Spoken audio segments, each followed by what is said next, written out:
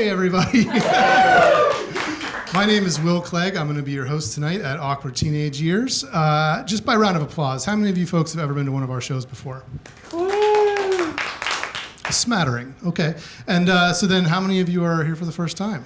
Yeah. Very nice. All right, let me tell you what you're here for. This show is featuring 5 of New York's greatest storytellers right here in the front row. They're going to tell you true stories from their lives tonight about the most humiliating times in their lives, their teenage years.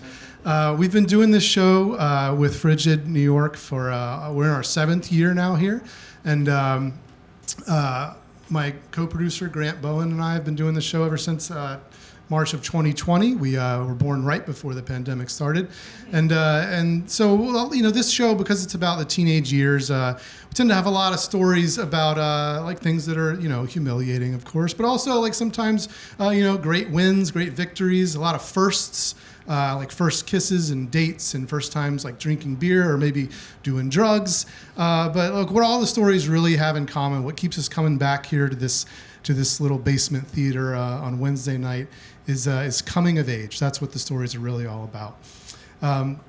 We have a few people who are not quite here yet, so as we wait for the latecomers, I'm going to regale you with a little story of my own. How many folks do we have here tonight who were high school theater kids? I would have thought there would have been more, honestly, you know, considering basement theater on a Wednesday night. But anyway, I was a high school theater kid. I didn't really get into it until my sophomore year. And then I was in the first thing I ever did was Oklahoma. And I was convinced to do it by my English teacher. She told me that it would be a great place to meet girls, which it was. And I got cast as Judd because there were so few male performers trying out for the play. Judd is like the main villain in the show. It's a little weird to give to somebody who's never been on stage before. But I just took to it like a duck to water. The show went great. I was feeling very like full of my confidence. I went on to do the spring play, had a great role in that too. And then the next year, the drama teacher that we'd had, he left. And we had a new drama teacher come in, and I did not get a very good role in the fall play. And then in the winter musical, we did The Sound of Music, and I was really hoping to get the captain, like the main role. I was cast as Franz, the Nazi butler. It's one line, in case you were wondering, one line in that show. And then in the spring, we had Arsenic and Old Lace, which is a fun comedy, big cast, And I did not get a great role in that one either. I was cast as one of the detectives who only shows up at the end of the play. Stings the ego a little bit, right? So during this spring of my junior year, the internet kind of is like just becoming for everybody. It was 1997. And I had my very first email address, willclegg@juno.com, if anybody remembers that. We did not have AOL. This was the next best thing. And every night I would go home and I would log on and check my emails. I only have a few friends who have my email address. I see them all at school every day. Don't really need to email each other, but still, like, just the new tech is exciting, And so I go home and I log in one evening and I see a new email, but it's from an address I don't recognize. It's from Wexler@USA.com. I don't know anyone named Wexler. I click into it, and forgive me if I don't remember word for word because it's 30 years ago, but this is the most insulting email I've ever read in my still entire life. This Wexler person just launches into this attack on me. First, about my acting ability, talking about how I'm obviously a fraud. I, got this role in Oklahoma out of pure luck and because no one else is available. And now everyone's seeing that I'm actually not good at acting at all. And that's why I'm getting these little tiny roles. And then he launches into this other attack, I don't know, he or she, about my girlfriend. And he's saying, this is knowledge that everybody has, okay? But we don't talk about it out loud. I had tried to date this other girl Didn't work out. She shot me down, and then I started dating my girlfriend, and he's saying, that she must feel so bad being your second choice. And I'm like, what the fuck? I don't have any enemies that I know about. Like, it almost feels like it's the voice in my head writing me this email. And I'm like, should I check the carbon monoxide alarms? Like, am I getting up and writing myself these emails in the middle of the night? I feel so deeply unsettled. And it just says at the end, Wexler. Love Wexler. It's a name I don't know. I just don't know anybody with that name. And so I go to school the next day, and I don't want to talk to anybody about it. I'm just feeling so incredibly unassured in my life, And I go and I sit down with some of the other kids at lunch who are in the play with me. This one girl, Callie, who also plays one of the police officers in the play, and I'm just very quiet, and they're kind of talking, and everybody seems a little bit off, And then Callie mentions that she got this email the last night from Wexler, and I'm like, you too? And then a couple other kids who are with us, they also got emails from Wexler, and we're all talking about it now. We're like, who the fuck is Wexler, right? It's got to be one of us, in the theater clique, right? And there's not that many of us, and so I don't know. Maybe it's just because we're playing cops in the show, but we're gonna figure this out, right? And I have my suspicions. Okay, there's this actor David. He's a senior, and he got passed over for one of the roles in Arsenic and Old Lace, one of the big roles as well. But this was he had been doing it his whole life. This should have been his shining moment to have the lead, and he didn't get it, and he was fucking pissed. And so I don't know. I think maybe he could be the guy, right? But then he shows up and he says, "Hey, did you guys get an email from Wexler too?" And we're like, "Come on!" And over the course of the next couple of weeks, I get a couple more emails from Wexler, and so do these other folks, and they're just increasingly filled with this invective. And I even write back one time, and I'm like, "Who are you, and why are you doing this?" And the response I get, I can't even say out loud. I mean, just the most awful things anyone's ever said to me, right? Not even personal insults anymore, just lunacy. And then a rumor starts to spread that my friend Callie, the police officer, is the one who is Wexler. And we don't know who started this rumor, but I think it must have been Wexler who started this rumor. Because there's no way that Callie could be the one. She's the nicest person I know. She's also the most anxious person I know. She once pulled out all of her eyebrows, just because it's a nervous tick of hers, right? There's no way she would be able to keep this under wraps and play it cool. Well, the show comes, and it's a smash hit. We just did an amazing job with the show, and my very limited role even went great. I was playing a Brooklyn detective, right? So I put on this, what I realize now is a very terrible Brooklyn accent, having grown up in North Carolina. And I'm wearing a fake mustache, a trench coat, the whole thing. Very into my role. I yell almost all of my lines, get a lot of laughs. And one of the memories from that show is actually a core theater memory for me. The last night of the show, the door on the set had broken, right? And people were having trouble with it the whole night. It became this thing. And as I was exiting the stage one of the times while I'm yelling all my lines, I turned back and I go, "Will somebody fix that goddamn door?" And the audience just erupts. And I mean, it's maybe one of my best moments on stage of all time. And so the show ends, and the emails from Wexler also end. And I don't know, it's just we all kind of forgot about it. 5 years ago, David is living in New York City, and he works for a publishing house. I don't really keep in touch with him. I'm sort of aware of what's going on with him. I went to a small high school. And then he publishes a book, a murder mystery book, and it's #1 on the New York Times bestsellers list, right? And they make a movie out of it on Netflix. I mean, it's just a huge, huge deal. And we're all very happy for him, and even if we haven't really kept in touch. And then a couple weeks after this all happens, there's an article in the New Yorker, total takedown of David. is just filled with allegations from his personal and his work life. Like, he's just told all these lies to get ahead, like lied about his prior work experience. He told people that he had cancer, which he never did. He told people that his mother had died of cancer. She's still alive. Also told people that his brother died by suicide. He's also still alive. And all of this is like listed in the article. And then they also make some allegations which are since proven to be false. But at the time, we didn't know that the entire plot of his novel had been lifted from a book that he read while he was working in publishing. And I mean, it's devastating for me to read. I can't imagine how it was for him to read it, right? And at the end of it, his only quote is that he says he did all this stuff because he was severely bipolar. And then they go and talk to some psychiatrists who are like, that's a pretty fucked up way to respond to all of this, even if it is true. So this guy's definitely Wexler, right? Like, beyond the shadow of a doubt now, I know it was him. He was always the only one who was clever and vicious enough to be Wexler.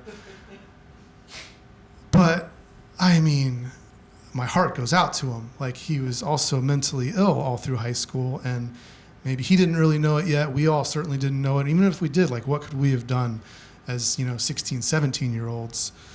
And so all that is to say that, I hope that he's healing wherever he is now. But I'm also glad that Wexler never really killed my self-confidence altogether, and I was able to shake it off so easily when the play was over. So, thank you.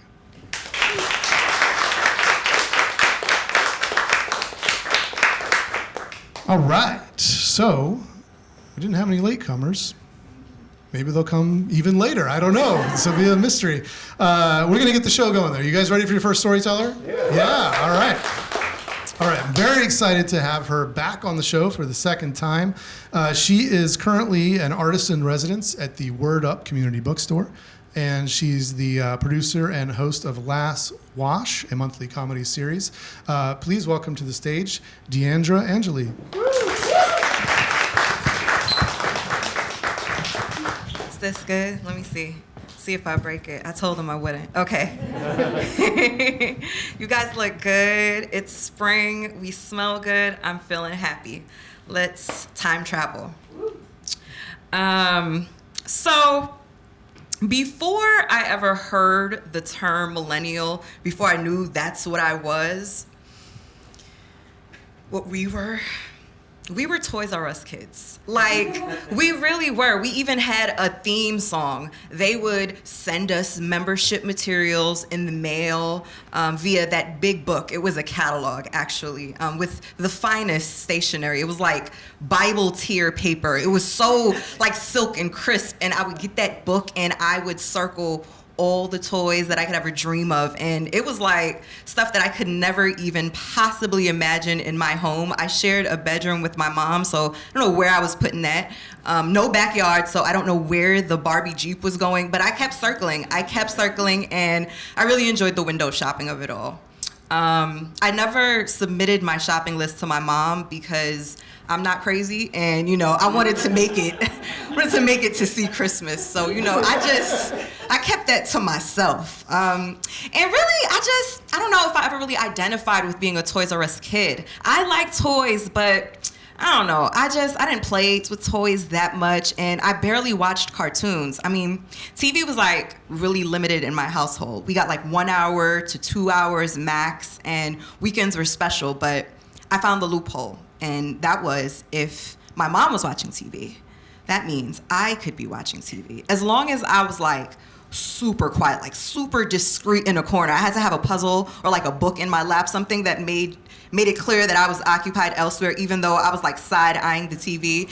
And she would let it slide. Like, I thought I was being really slick, but now that I reflect, I'm pretty sure she was just too tired to interrupt me and was just like, fine, where am I gonna put you anyway? And I got to watch all of the Lifetime I wanted. And I became a crime kid, like a true crime kid.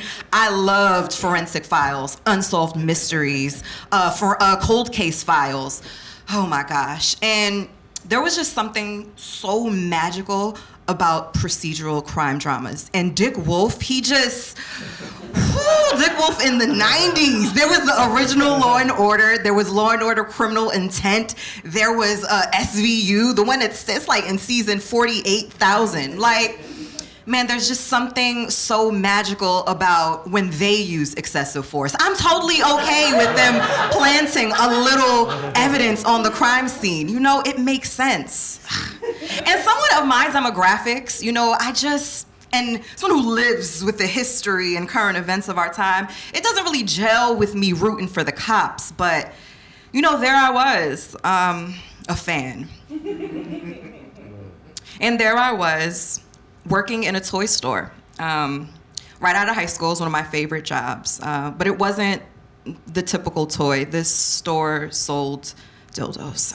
You know, we had all sorts of toys in this store.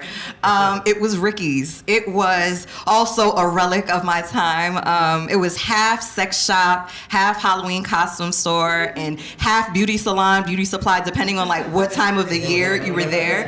And I got a chance to like be in every role. I like really loved this job. I got to talk to customers for hours. This was right at the top of the natural hair care movement, so it was just like amazing. Under this wrap, I have a lustrous fro, so it was just so exciting to connect with these women. And Ricky's was like boutique style retail. We were encouraged to really build relationships, and so I'd walk a customer in and walk them to the product and connect and talk to them about their routine. Then I'd bring them back to the register and hopefully not drop the mic.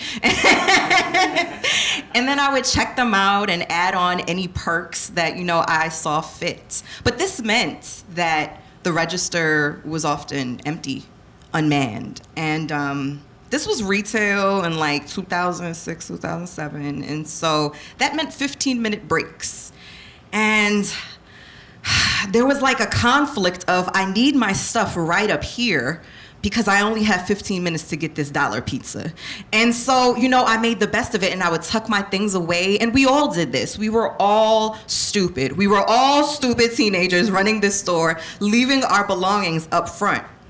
And so one day, you know, I'm in the back of the shop talking about 3C hair and lightning kits and all of that, and it's like an hour past my break before like my stomach is killing me, and I'm like, all right, let's check you out. I get to the front and I'm trying to act normal, but I realize my wallet is already gone, and I'm like just trying to keep my composure. I'm about to cry, and I say, you know, have a good day, I'll see you soon, and then I freak out because my wallet is gone.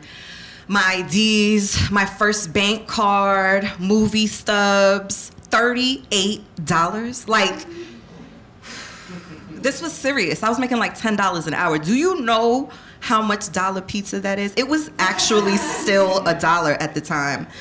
Oh my gosh. And I would get deli sandwiches from across the street, and they would give it to me at the breakfast price, even though it was lunch. This was tough. This was really, really hard for me. I was angry. I felt stupid. I felt vengeful as I was reviewing the security footage. I felt even more vengeful as I was giving my statement to the detectives, to the police that came in. And I was just like, we gonna get him. We gonna get him. I put the card in my back pocket, and I was committed. I was just like, I'm not gonna let this happen to me again. And you know, I was hurt, but I was also a teenager with ADHD, and I was in school, and so I kind of forgot about it, and I let it go.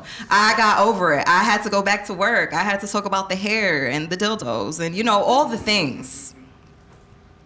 Until I got off the 2 train at Court Street in Montague, and I was getting ready to walk down the block, and I saw him. I saw the man who stole my wallet. Really, I saw the kid that stole my wallet. But, you know, I just decided I needed to follow him. And I did this without thinking. And when I say that, I really mean I did not think. I was so young and so stupid that all of the softness in my prefrontal cortex did not allow me to think about decision making and like risk analysis or consequences. And so I'm all the way down at the promenade before I realize, oh, you already got 2 write-ups and you're late. You need to call somebody. So I called the police. I called the detective that stopped and took my statement, and I let him know, hey, I found him. And they let me know, hey, stop, you're dumb. Do not do this. Stay stay exactly where you are. We're going to pick you up, drive you back to the store, and we'll handle this. And I'm like, but y'all wasn't handling it so far. And they're like, girl. So I wait. And I think this is a good time for me to call Ricky's and let them know I'm late, because if the police bring me back, I'm sure they won't write me up. And so I'm waiting there, and I'm like, damn, no, like, he's getting away right now. He, the one who did this to me. The police pick me up, and I'm grateful it's a black car, because now it's starting to sink in what I did, and where I'm from and what I look like. And I'm like, damn, do I need to like slink back? I don't want anyone to see me and to know. I'm a little embarrassed. I'm starting to feel guilty. The police dropped me off.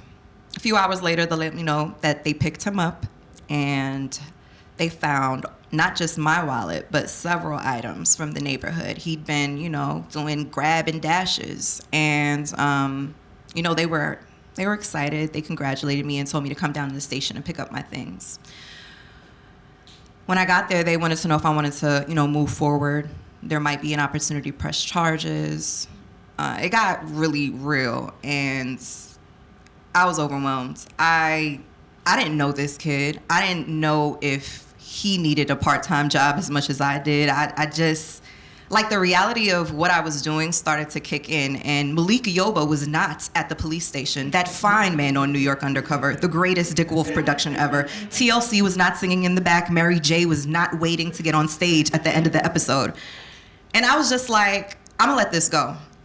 And I did, but I still feel guilty. I've done so much work since then in community organizing. I'm politically evolved. I'm very left. And, I stand before you today to implore you, defund Dick Wolf. Thank you.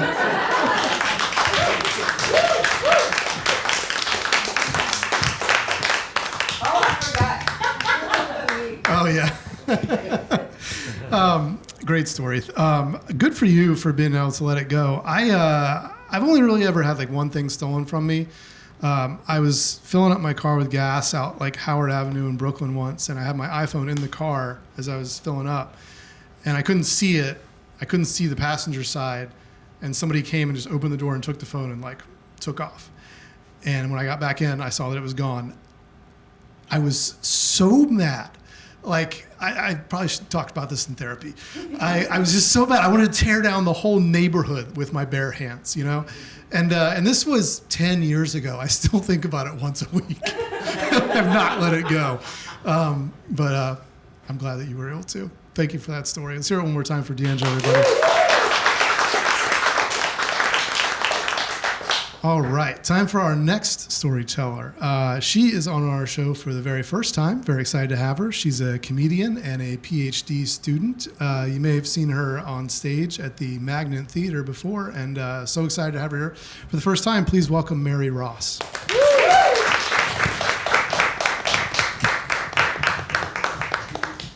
Hey, I'm Mary, and as you heard, I'm getting my PhD. Thank you. I decided to get my PhD thinking I'd get a lot of attention, and I have to be honest, I don't get like that much attention for it. So I start every show by announcing I'm getting my PhD. So thank you for indulging me. Let's just do it one more time for good measure. Stop. No, okay, keep on, stop. No, thank you so much. But if you had told this 12-year-old version of me that I was going to one day be getting my PhD, I would have never believed you. And that, to be fair, I don't know like how many 12-year-olds would be like, yes, I see myself getting my PhD. But even outside of that, my 12-year-old self would have never believed you because I hated school. All of elementary school, I just felt like I was like banging my head up against a wall. And I'm right now getting my PhD in psychology. And I don't know if anyone here has heard of intrinsic versus extrinsic motivation. But I happened to go to a tiny, tiny Catholic elementary school in the suburbs of Minneapolis, Minnesota. There were at most 12 people in our class. Then the recession hit and we went down to like 6. Like it was teeny tiny. And so everyone knew who was smart, but there was also like zero incentive to do well. And so for those of you who haven't heard about extrinsic motivation, those are people who tend to be motivated by awards, like some kind of external reason to want to put effort into something. I'm probably the most externally motivated person you've ever met in your entire life. Like, whenever I sit down to do anything, I'm like, what can I fucking win? And there was none of that to be had at St. John the Baptist in Excelsior, Minnesota. And I wasn't good at school either, but there was no incentive to want to try to do better. Anyway, I go through elementary school, not really thriving. Right? I take a long time on tests. It takes me a long time to do my homework. There's this woman who comes to our classroom every other day and like always pulls me out to do reading in like a closet in the hallway. Any other like special needs kids? No, just me. Perfect. But that was like, I was so ashamed by that. But I also, again, there was just no motivation to fix it because everyone knew who was smart. Everyone knew who wasn't. And I thought I was getting by. Like, I thought I was doing just well enough that I kind of went undetected. And all of that came to a screeching halt in January of 2009. Obama's just been elected president. That was awesome. TBT. It was so funny. The other day I was talking to someone and they were like, I really miss Bush. And it's like, you know, things are so bad when you actively miss Bush. All this is to say it was a very different time. But I wake up in January of 2009. It's a cold winter Minnesota morning. I'm 12 years old, and I wake up so pissed, like unbelievably pissed. And looking back, it's definitely the kind of anger you feel when you're just really anxious about something. And I was feeling that way because the night before, my mom told me she was going to pull me out of school that day to take me for an assessment. She gave me no additional information. I didn't want to know, so I didn't ask, but I knew it had something to do with school. Like, I could just sense. I was like, the jig is up, my days are numbered. And I remember, sure enough, and also to make it matters even worse, it was an assembly day. We were having this woman come in and teach us to like not bully others. So we weren't having like regular school, and that's the day you don't want to miss. So I was already mad I had to do this assessment, already mad it was happening on a day that I was like kind of excited to be there anyway. But my mom comes, she picks me up, she takes me to this assessment center. And again, I have no idea what I'm being tested for or what exactly is going on. But I sit down in this like windowless room with this woman who seemed very nice, but I was just so fucking mad. So I decided, I was like, I'm gonna make this as hard for her as possible. And okay, as an aside, has anyone here seen the Justin Timberlake DUI video? If you haven't, I can't recommend it enough. He is so drunk in this video, Justin Timberlake. And they're asking him to do the test they have you do when you're being pulled over for a DUI. And they are not hard tests. Like, it's just like walk in a straight line, repeat sentences, but he's so drunk. So he's failing them. And he looks over at the cops at one point and he's like, these are really hard tests. And they're like, well, yes, because you're drunk. That was me in this like assessment center. Like, they are testing me for something and I am failing. Like, I can tell I'm not doing well.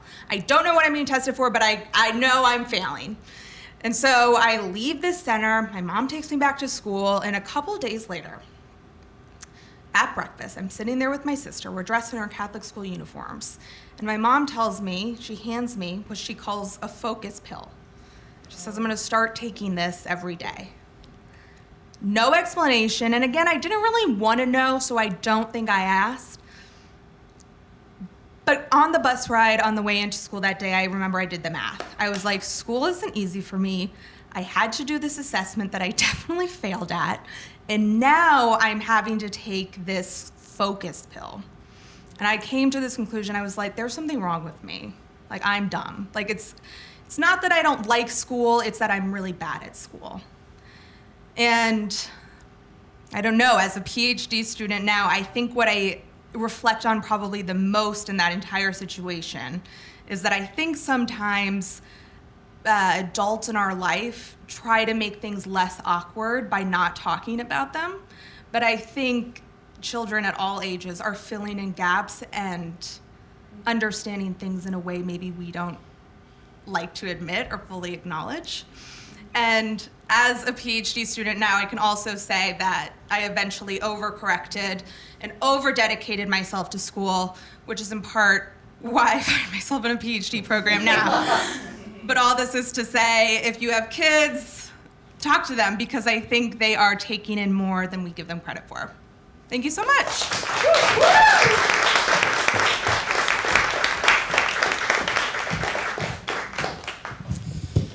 Thanks for that story, Mary. You're absolutely right about the parents with the kids. I mean, I have a whole solo show that is basically like if my parents had just talked to me about something, I would have never had to write it. But also, I'm the father of a 3-year-old now. I think about this all the time. And as soon as I start to like hesitate to tell her something, I have to like really think like, I mean, you know, can she handle it? And usually the answer is yes. And so I'm trying to be better at it than my parents were. But I mean, they tried hard. Hi, Mom, she's watching. They did their best, I know. But, you know, we've mentioned ADHD twice tonight already. And I don't know, does anybody else get it, the content on their social media that's like adult ADHD tests, you know? And then you're reading it and you're like, do you leave piles of clothes everywhere? Yes, I do. Do you start a lot of projects and not finish them? Also, yes. And I don't want to know, so I've never taken the test, but I have some suspicions. One more time for Mary, everybody.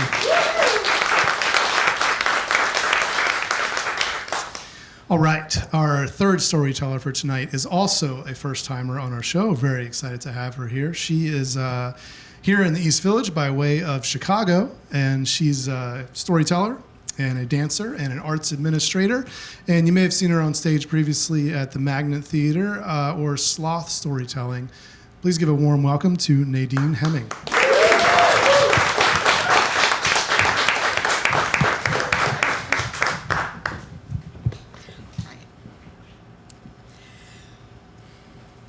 The night of my 13th birthday party wasn't just the night that Twilight New Moon, the movie, the sequel to Twilight movie, premiered, but also the night I became a woman. It was November 2009, and my mom and I had spent weeks preparing for this party. We had gotten the New Moon soundtrack on CD, iconic, and made goodie bags with New Moon themed buttons and vampire-inspired candy. We even had Bella and Edward action figures. No Jacob, hashtag Team Edward. The day of the party, I practically ran home from junior high, so excited to just like eat junk food with my friends and see a bunch of like hotties on screen. When I got home, I walked through the back door, threw my backpack down, and walked to the bathroom before I was gonna go upstairs to change and get ready for the party. When I pulled up my pants, though, I noticed the tiniest speck of blood in my underwear. But I just shrugged it off and went to wash my hands. I mean, it's not like it could be my period or anything. I was barely 13, and my mom didn't have hers until she was 14. That was ages away. Plus, I was like still wearing a training bra, and none of my friends had theirs, so no way I would be the first one. Thinking no more of it, I went upstairs to put on a fresh pair of jeggings and straighten my side bangs. An hour or so later, my friends came over and we devoured Domino's pizza before my parents somehow drove like a dozen teen girls to the mall. We filed into the movie theater lobby, high off the smell of artificially buttered popcorn and the knowledge we were about to see Taylor Lautner's abs in high definition. Once we got into the theater, we overtook the first few rows and settled in with our giant pops and M&Ms. For the next 2 hours, we watched Bella Swan stare forlornly out a window, Jacob Black never wear a shirt, and Edward Cullen sparkle sullenly. After the movie, I was changed. Team Jacob.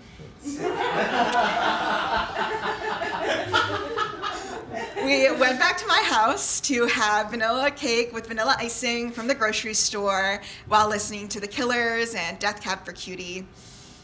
Revved up on sugar and sodium, we debated whether Bella should end up with Edward the vampire or Jacob the werewolf, and shouted no spoilers at the girls who had already read the book series. Once everyone's moms picked them up in their minivans, my parents and I cleaned up the house and I said goodnight before heading upstairs to get ready for bed. When I undressed to shower, I saw there was blood all over my limited 2 underwear. Could this really be my period, like for real? So, too embarrassed to say anything to my mom, I just went to the bathroom, my parents' bathroom, where my mom had actually shown me a few weeks earlier. She kept all the pads and tampons and things in case something like this happened, like I got my period and she wasn't around. But she didn't actually ever tell me what to do with any of it or like what it was for exactly, how to use it. So I was just overwhelmed by the array of menstrual products in this drawer. And I grabbed like a thin, long pad that was just like the least intimidating thing in there. And I ran back to my room to adhere it to a new, clean pair of cotton boy shorts.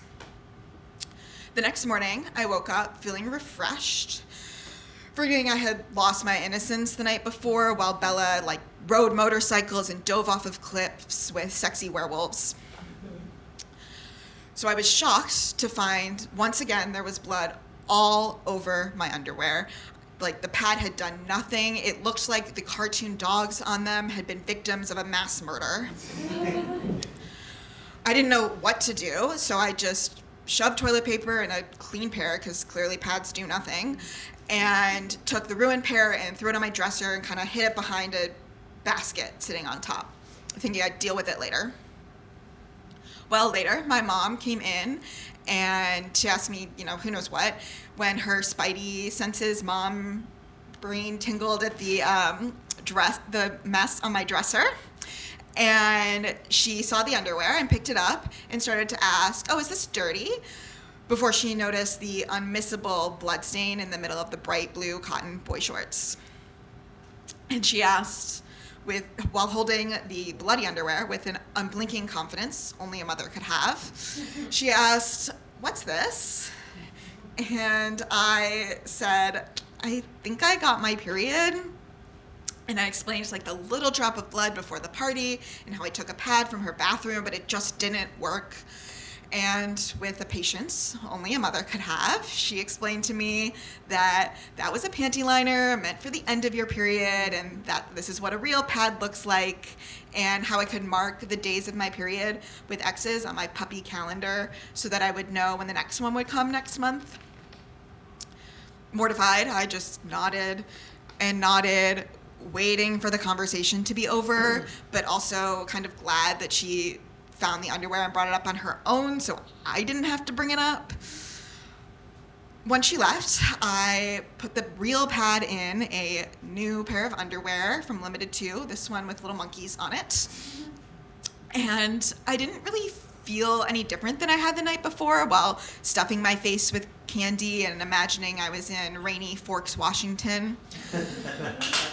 I just felt like I had an awkward lump of cotton between my legs now. So, the night the Volturi vampires drained the blood of tourists from Italy, my body drained the blood of its uterus for the first time. And under the brooding gazes of Edward Cullen and Jacob Black, I became a woman still in Limited 2 underwear.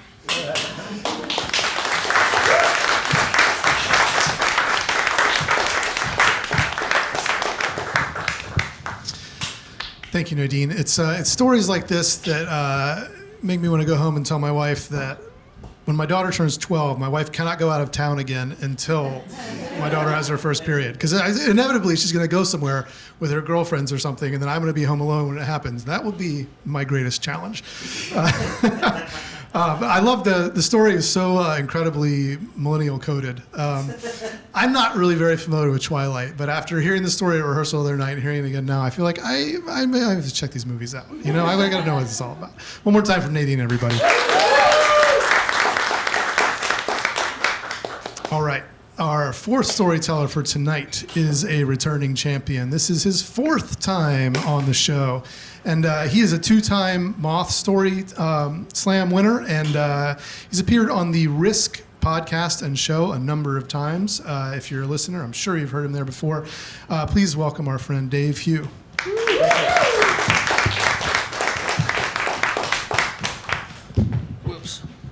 Linden chocolate chip cookies. They're crisp and they have a homemade taste. And I bought a pack the other day because it brought back nostalgic memories when I was 13 years old, growing up in the Bronx during the late 80s. It was a crazy time. I'm a first-generation American raised by Chinese immigrants. I grew up in a predominantly white, middle-class neighborhood, and the schools I attended were public, and they were mostly black and Hispanic. And kids made fun of me, not just because of the color of my skin, but the way I looked. I wore crew neck sweaters and beige corduroy pants from the Gap because my older sister Debbie worked there and I got discounts. And I had a hard time making friends, and I didn't have the confidence to stand up for myself. My parents were concerned, they were overprotective, and my teachers put me in a classroom for kids with special needs that had learning and behavioral disabilities. It's just like a regular classroom, but smaller.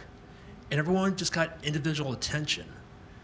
And being 13 years old, I obviously knew I was different, but I was curious about how life would be just being in a regular classroom with the rest of the kids. And the only opportunity I had was in the school lunch line. And I remember standing there just waiting to be served mystery meat or burnt ass Elio's pizza. And to be honest with you, I didn't care as well as the rest of the kids on that line. Because you know what really mattered the most to us? What was at the end of the line, which happened to be a pack of Linden chocolate chip cookies. And all we needed to do was show the lunch lady our lunch card. And the lunch card literally was a piece of green construction paper cut out the size of a driver's license. And on that lunch card had a big bold red letter marked with a Sharpie marker. And I happened to have the letter A as an apple. And I felt special because I never achieved an A in my entire life. What I wanted to notice is that a majority of those kids on that line had the letter C as in Chris on their lunch card. And as we got closer to the end of the line, they got their lunches for free, in addition to a pack of cookies. I had to pay full price for my lunch, and I never had enough money for cookies. And it was an awkward moment. And kids made fun of me, especially Damian Peppers. We called him Dr. P because he wore this like heather gray sweatshirt from Alexander's, which is an old clothing store back in the 80s, and it said Dr. Pepper. And he would say, yo, you pay full price for your lunch, you can't afford a pack of cookies, you're a herb. And being called a herb was something new to me because I was called a chink in the past, but being typecasted as some spice you find in your kitchen cabinet. But for fuller context, what a herb means is that the term originated back in the Burger King commercials from the 1980s. And their slogan was, hey, don't be a herb, eat a Whopper. And it got adopted into hip-hop culture in the late 80s. And I literally felt like an outcast. And I brought up my concerns to my mom that night. I was like, Mom, what the fuck? How come I'm paying full price for lunch and everyone gets it for free? And she had this really empathetic look on her face. And she says, David, it's because they're poor. Our hard-earned tax dollars pays for the lunch and their cookies. And being 13 years old, I was like, why don't we become poor?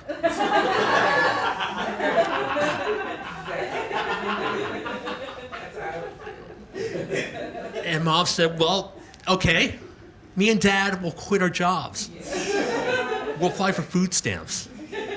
How does that sound? I said, that sounds awesome. Can it happen tomorrow? And she said, yeah, David, we'll foreclose in the house.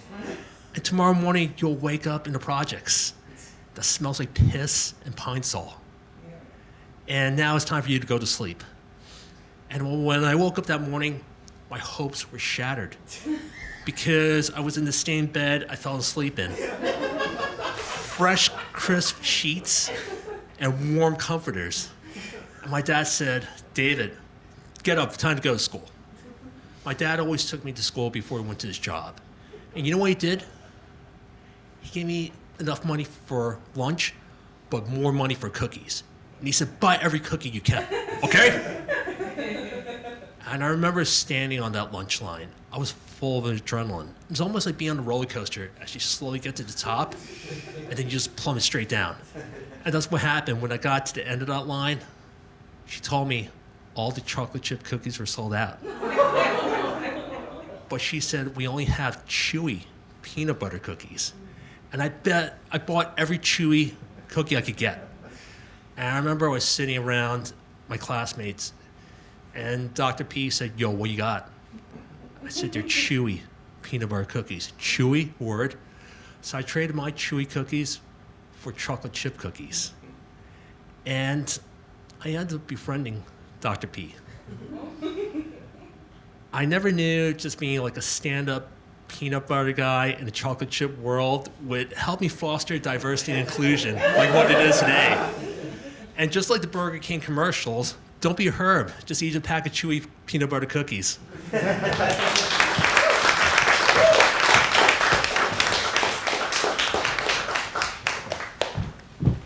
Thanks, Dave. Is there anything like that's a more visceral sense memory than like the smell of the cafeteria food from like middle and high school? I work in schools a lot now, and every time I smell it, I like simultaneously start to salivate and I'm repulsed. You know, I just like it'll never go away. I love that. Thank you for sharing that, Dave. One more time for Dave, everybody. All right, we're almost ready for your final storyteller, but before we get there, I just got a few things to tell you about our show. You may be sitting there in the audience tonight or watching at home on a live stream and thinking, you know what, I actually have a great story about my teenage years. And if you are thinking that, we encourage you, please reach out. Pitch us your story if you'd ever like to come tell it here on the stage. We often have first-time storytellers on the show. We are happy to work with you and help you develop your story. If you're already a seasoned storyteller and you've got one, let us know. You can reach us. The best way is just to email us at awkwardteenageyears@gmail.com. Or you can find us on the social media. We are mostly active on Instagram. We have the Facebook. I don't remember the last time I logged into it, but we're there. And then we also have Threads. Anybody doing Threads? Really? That's what I thought. But we have a Threads account. And we're also on YouTube. So as I mentioned previously, we've been doing this show. We're in our 7th year now. And every single show, except for one, is on YouTube. It's because of some tech stuff, not because it was like lascivious. But they're all on our YouTube channel. The original show that we did here in this theater and the Fringe Festival, all of the online shows that we did during the pandemic, and there are a lot of those.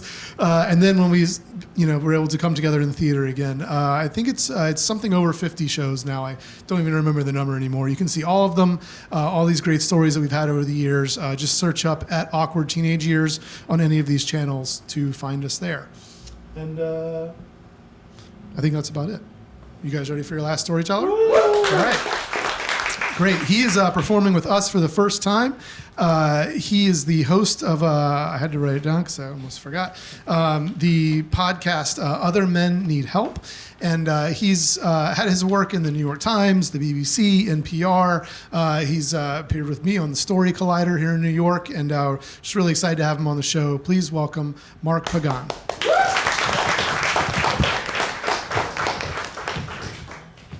Going for Grant and Will, who had us all tonight. And I just want to give a shout out to Dave. I've been called that so many times in high school. I did not know that the origin was a Burger King commercial. AI. So I'm gonna look that up on the way home.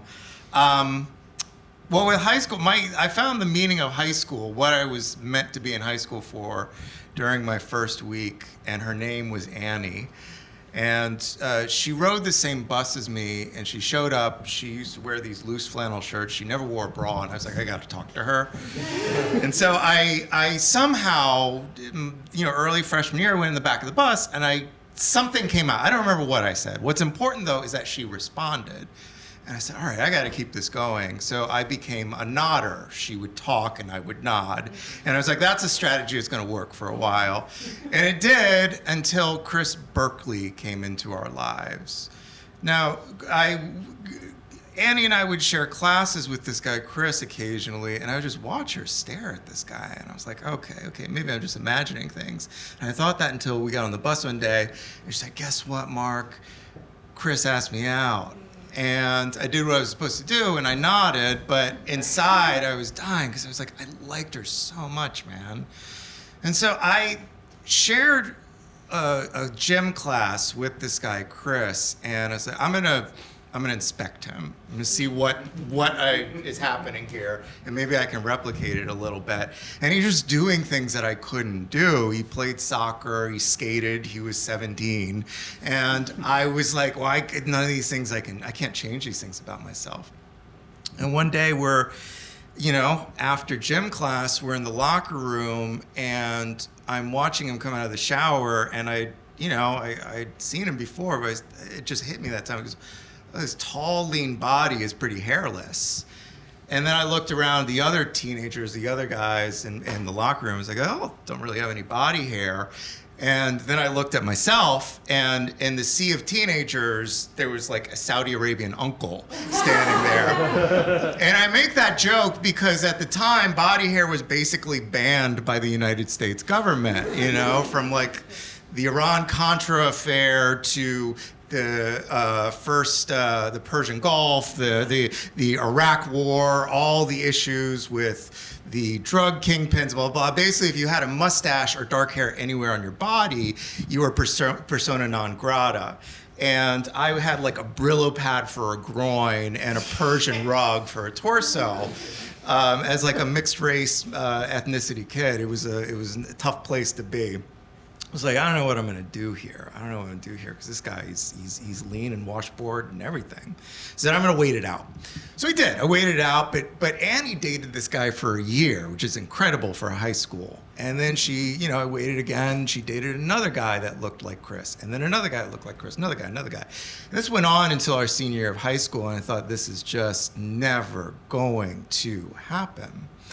And we were a few months from graduation, and she calls me and she says, come over, I gotta talk to you about something. And so I come over to her house and she rolls us a joint, and we're sharing a joint, and she's like, I got a crush on somebody. I'm like, okay, who's that? She goes, my best friend. I'm like, who's your best friend? And then she kisses me.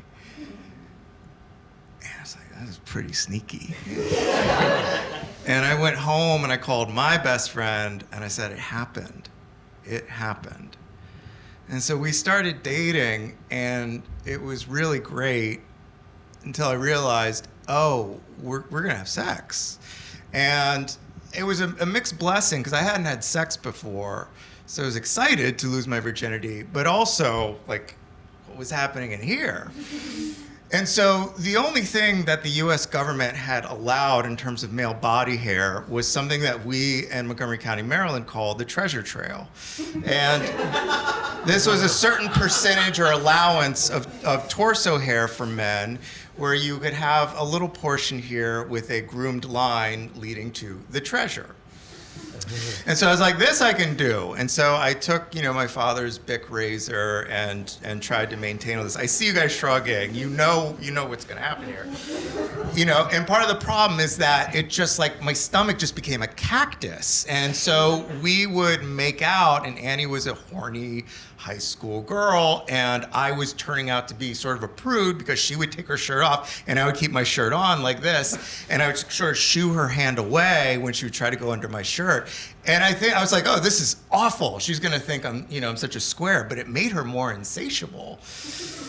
And so we graduated, and the week of graduation, she's like, she calls me and says, my mom is out of town, you're coming over. And I was like, oh my God, we are gonna do it.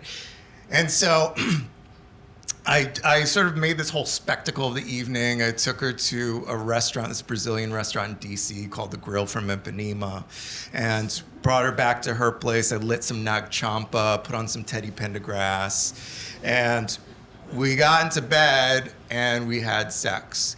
And I don't know what much there is to say about those 43 seconds, but it was nerve-wracking, but it was also very sweet. Like, I was with this person, and I very rarely hear stories, especially from boys, where, it's like I really wanted to lose my virginity to somebody that was special. And that's what happened. That's somebody I've been waiting for. But I think she, the other sweet thing too is I think she could sense that. She could sense that I was nervous. She would put her hand on me in certain places and sort of guide me a little bit. And there was a point where, she brought my body down, brought my head close to hers. I was like, this is really nice and very comforting. And she brought her lips close to my ears and she said, do you shave your chest or your stomach? And I told her the truth. I said, no, not at all. I don't do that. And I had an awkward orgasm, and she fell asleep, and I stayed awake. I said, oh my God, this can't happen again. I don't know what to do here. In my limited research, there's a place up the road from where my parents lived, this strip mall with a shop called Classic Hair Design. They had a neon sign in the front saying waxing. I didn't know what that meant. I just knew it got rid of hair. So I went in there, I made an appointment, and I was led to the back with this middle-aged woman named Fran, who looked like Annie Potts from Ghostbusters.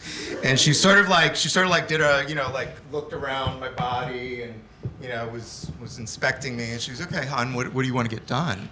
And I sort of stood there like this, thinking I came here for the treasure trail. And when she wasn't responding, I very elegantly said, like this here. And so she laid me down, she did her job, and she removed my trail. She took everything off that was here. And so I looked like an out-of-place chia pet all of a sudden. And Annie had seen what Annie had seen of this body was like a cloud of hair here and this line here. It's like, oh my God, and her mom's still out of town. I'm going over there shortly. I don't know what I'm gonna say to her. So I thought on my drive over there, I was like, okay. I just have to tell her the truth. I have to tell her the truth. I'm gonna go over there, I'm gonna sit her down and say, Annie, I need to tell you something. I had a cancer scare.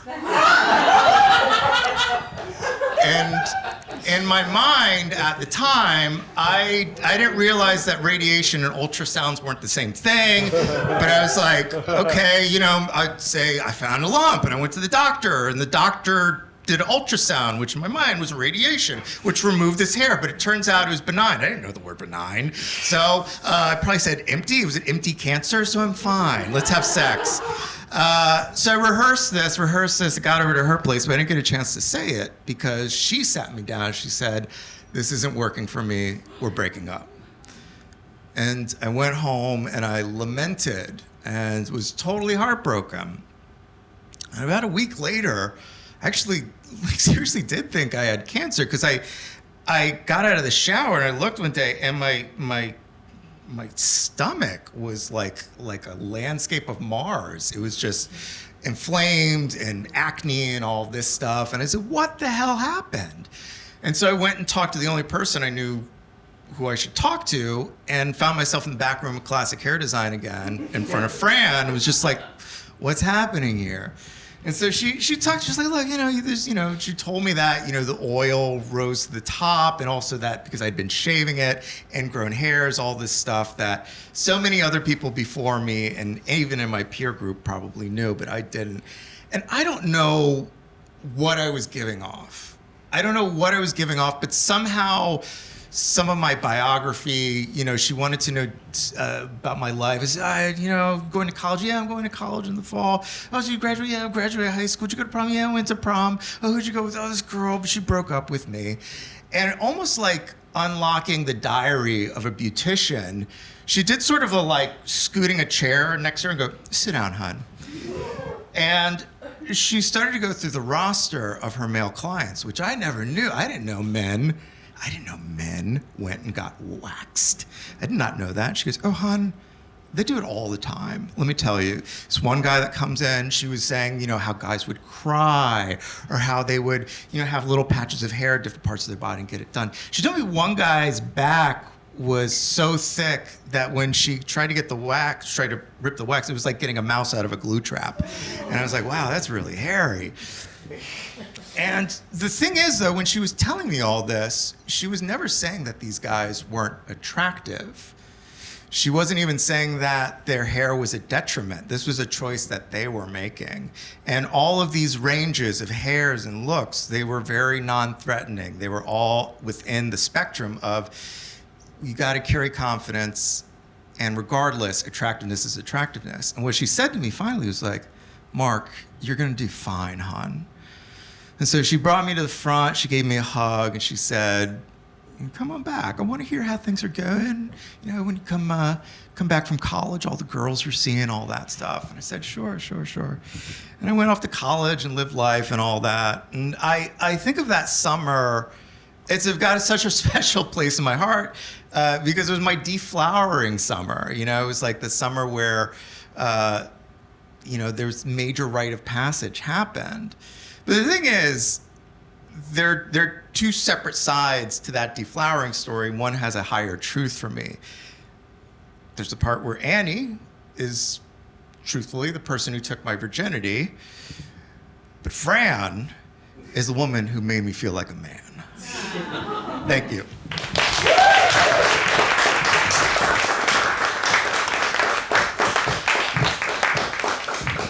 Yes, is there anything more relatable than a teenager ashamed of their body, right? We've all been there. Thank you, Mark. One more time for Mark, everybody.